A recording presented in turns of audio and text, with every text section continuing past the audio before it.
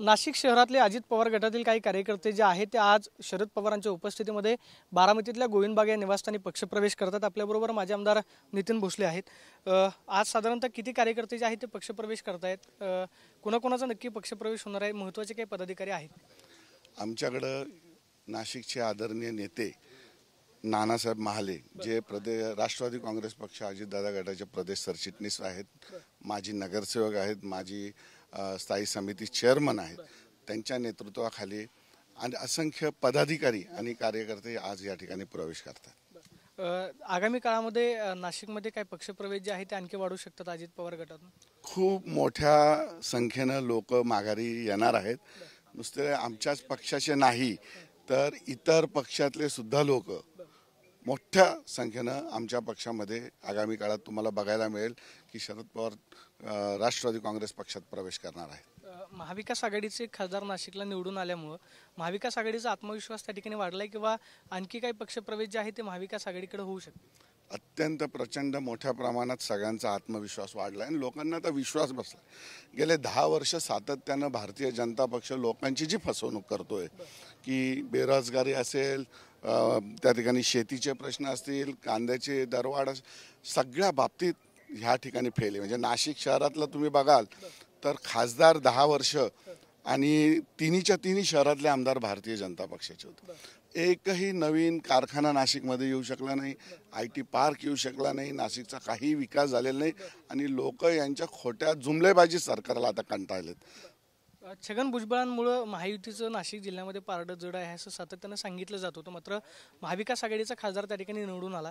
विधानसभेला काय गणित पाहायला मिळेल? छगन भुजबळांचा तुम्हाला काय तोटा होईल? नाही, आम्हाला तसं वाटत नाही।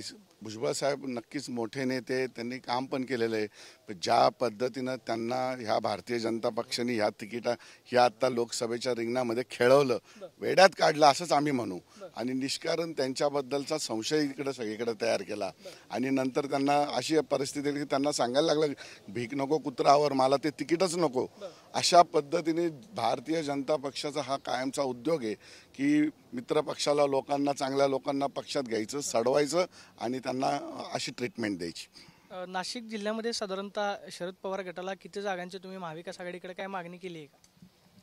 नाही, आता वरिष्ठ पातळीवर हा निर्णय होईल। ह्यामध्ये तुम्ही आमचा पुलोदचं सरकार असताना वेळेला ह्या नाशिक जिल्ह्यातल्या 14च्या 14 जागा ह्या शरद पवार साहेबांनी जिंकलेल्या होत्या। त्यामुळं संपूर्ण नाशिकवरती प्रचंड मोठं असं नाशिककरांचं, नाशिकच्या जनतेच्या पवार साहेबांवरती प्रेम आहे आणि जेवढ्या सीट्स आम्हाला ह्या आमच्या बैठकीमध्ये मिळतील 100% आम्ही त्या ठिकाणी जिंकून याची आम्हाला खात्री आहे। काय तुमची नाशिक ग्रामीणमध्ये जसं नितीन भाऊंनी सांगितलं की पुलोद आघाडीच्या वेळेस 14ची 14 आमदार नाशिकने दिले होते। मागच्या वेळेस महाविकास आघाडीच्या मार्फत नाशिक जिल्ह्याने जवळपास 8 पैकी 8 जागा आम्ही घेतल्या होत्या 14 पैकी। त्या 8 पैकी 6 जागा या राष्ट्रवादी काँग्रेस पक्षाच्या निवडून आल्या होत्या। याही वेळेस आम्ही 8 पेक्षा अधिक जागा मागणी करणार आहोत, जवळपास 10च्या आसपास जागा मागणी करणार आहोत। तिचं वातावरण चांगलं आहे, दोन्ही लोकसभेच्या जागा या महाविकास आघाडीच्या आल्या आणि 10 पैकी 10 जागा या नाशिक जिल्ह्यातून विधानसभेला निवडून येतील। आपण पाहतोय की नाशिक जिल्ह्यातील अजित पवार गटाचे प्रदेश सरचिटणीस नानासाहेब महाले जे आहेत ते आज शरद पवारांच्या उपस्थितीमध्ये गोविंदबागेमध्ये पक्षप्रवेश करतात। कॅमेरा पर्सन अभिजित पिसेसोन, मी प्रदीप कापसे, TV9 मराठी, बारामती।